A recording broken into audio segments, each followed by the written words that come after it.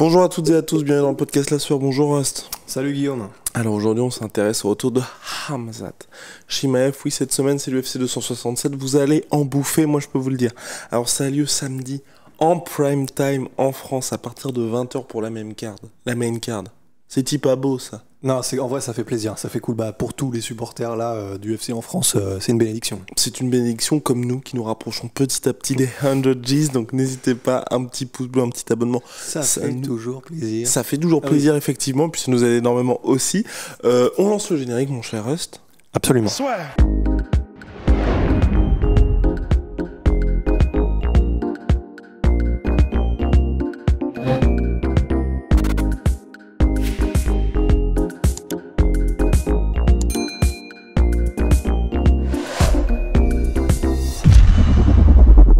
Donc oui, on va aller un petit peu crescendo pour cette carte du UFC 267, milquée comme nous avons si l'habitude de le faire.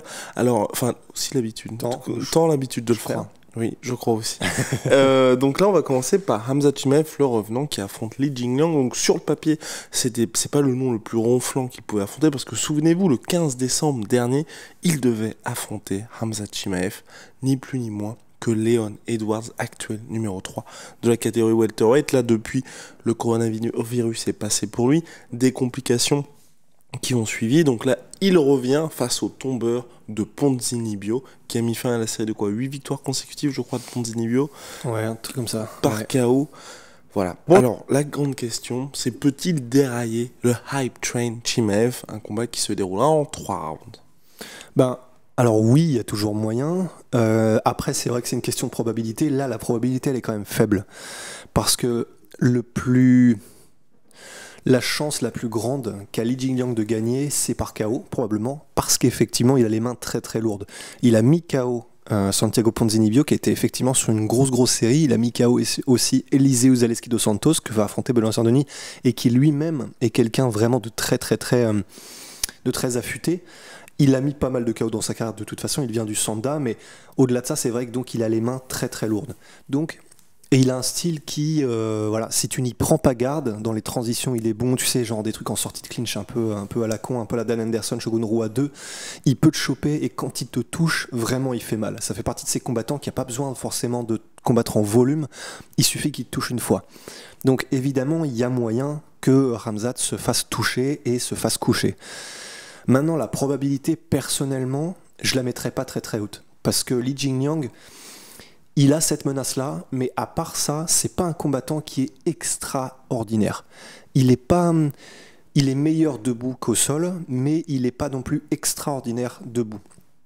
On l'a vu se faire dominer et vraiment se faire prendre à partie par Neil Magny, qui est un très bon striker, mais qui n'est pas non plus le top de ce qui se fait dans la catégorie en termes de striking. Et donc voilà, il est facilement dépassable, entre guillemets.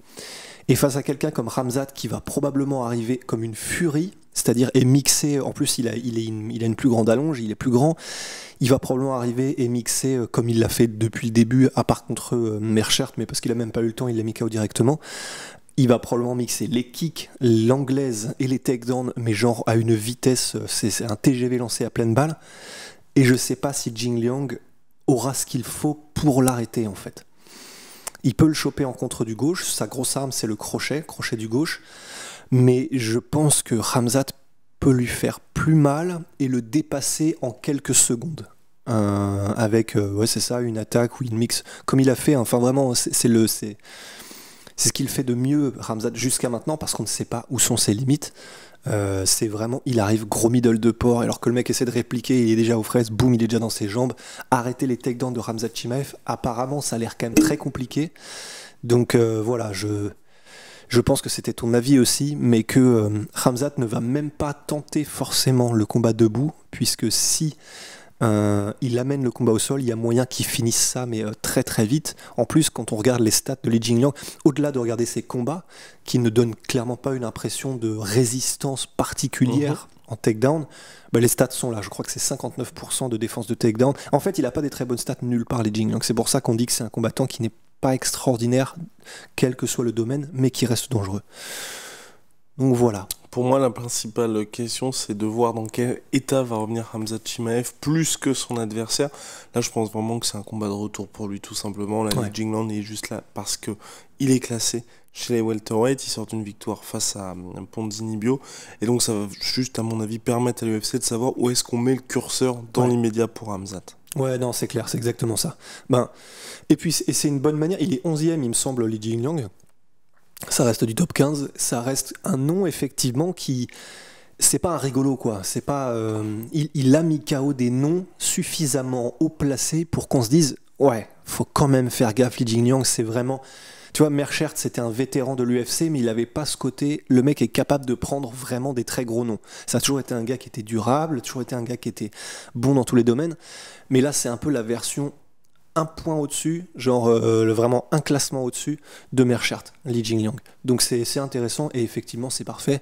Et si ça se passe vraiment très très très très bien, bon, on connaît Khamzat, on sait qu'il est motivé. Bon, rien n'empêcherait de revenir très très très très vite. Mais surtout que là, oui, c'est je sais plus quel journaliste. Si, Aaron Brandstetter, non. Brandstetter, exactement. Le Canadien qui a expliqué. Non, excuse-moi, non, parce que j'ai il est dur sur Skate 3 hier. Il est dur, il ne laisse rien passer. Ouais, c'est énervant, pardon. Non, mais c'est important. Donc Brandstetter, qui nous avait d'ailleurs donné un petit peu de force assez récemment. On avait échangé sur Twitter. Et oui, avec Aaron. Mais oui, on parle du même le Canadien. Oui. Avec les lunettes. Exactement. Avec les petites minettes. C'est dans H, pardon. Vas-y, j'arrête. Insupportable. Il est en feu. Alors, donc à propos de Khamzat Chimaev. Oui. Rien de... Non, c'est bon. Donc Khamzat, donc il expliquait la situation de Khamzat Chimaev, et donc là il était à Las Vegas. Le plan c'est de combattre à l'UFC 267, d'aller ensuite se faire vacciner en Suède, pour ensuite être éligible à Las Vegas, et de pouvoir combattre aussi souvent que possible. Ah d'accord, alors, je pensais que justement comme il vivait en Suède, je pensais qu'il était déjà vacciné. Non, il était pas encore vacciné. Et donc là c'est de revenir à Khamzat Chimaev d'avant, donc de combattre tout le temps. D'accord, ok. Ce serait l'idéal, c'est sûr. Hein. Voilà, la question effectivement, c'est ça, c'est comment est-ce qu'il a récupéré du Covid. Maintenant, ça fait un petit bout de temps quand même, mais on le sait, c'est pas nécessairement une question de temps apparemment, puisque c'est des effets qui peuvent durer, mais vraiment pendant des plombes et t'ennuyer pendant des années. Après, donc espérons qu'il soit revenu au plus gros niveau et qu'il soit suffisamment à l'aise physiquement pour faire ce qu'il veut faire sans avoir d'arrière-pensée ni de doute, parce qu'un Khamzat Chimaev qui n'a pas la même assurance, qu'il a le cardio, la force et l'explosivité pendant 3 rounds faciles, ça peut ne pas être le même Khamzat Chimaev quoi. Et un Khamzat Chimaev hésitant, on peut commencer à voir les limites. Tu sais, ce serait presque dommage quoi. Non, mais puis même on l'a vu, toute proportion gardée, bien évidemment, avec Manon Fiorot. Absolument. Qui, elle, pour la première fois, s'est sentie fatiguée dans son combat suite au coronavirus, et donc elle n'a pas été tout à fait elle-même. Et Khamzat a quand même eu un cas beaucoup plus sévère que Manon. Ouais, voilà, un cas beaucoup plus sévère que Manon, et puis il a déjà essayé de revenir plus vite que la musique, et du coup la musique l'a rattrapé, mais ouais, j'ai moi-même pris une pause, pas mal, mais non, c'est pour ça, voilà, je pense que la vraie inconnue, c'est probablement plus le niveau physique de Khamzat plutôt que l'opposition en elle-même. Parce que sur le papier, et ça se trouve, il y a des gens qui vont nous tomber dessus, tu vois, en mode attendez, mais Li Jingliang, il a déjà prouvé. Surtout après le combat, une fois qu'il aura mis KO Khamzat. Ouais, voilà. Ouais, ce sera le jeu. Mais c'est vrai, Li Jingliang, on sait exactement où il en est. Khamzat, on ne sait pas encore. Et c'est ça qui est beau. On sait ce qu'il peut faire. C'est un peu comme Francis Ngannou, tu vois. On peut dire, bah oui, mais il n'a pas le niveau UFC, il a juste mis des KO. Bah oui, mais il met des KO, tu vois. Et maintenant, plus personne ne dit ça, l'avantage avec Francis.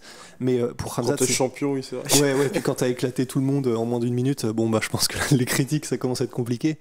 Mais pour Khamzat, je pense que c'est un peu le même délire que Francis à ses tout débuts, dans le sens où on a, pour les plus mauvaises langues, l'envie de dire attendez, il a écorché les mecs, mais c'était personne, ce qui est vrai, mais c'est encore une fois la manière dont il le fait.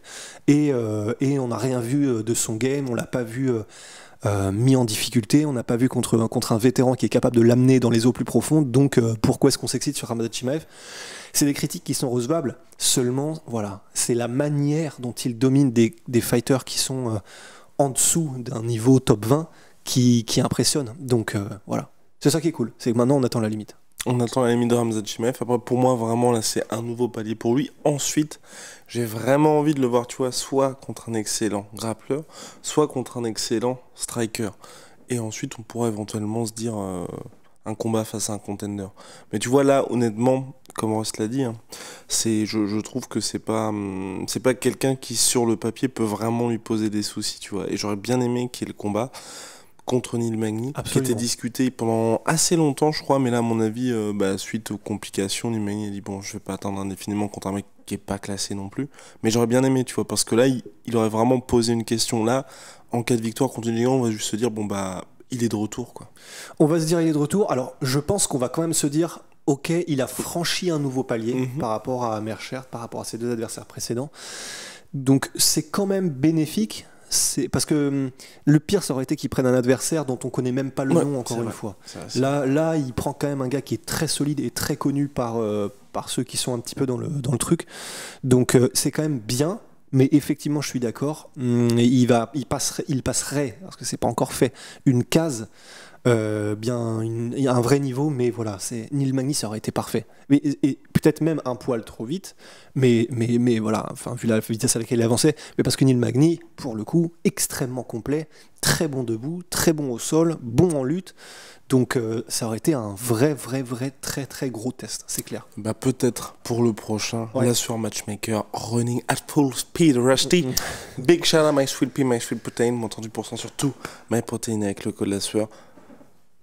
Tsumi qui s'occupe de notre magnifique dico Tsume Art, et puis on vous prépare quelque chose de très très bien pour la fin de l'année, donc tsume-art.com pour toutes leurs magnifiques statues. Et puis vous savez, Venom, sponsor de l'UFC, sponsor de la sœur, à très vite pour de nouvelles aventures.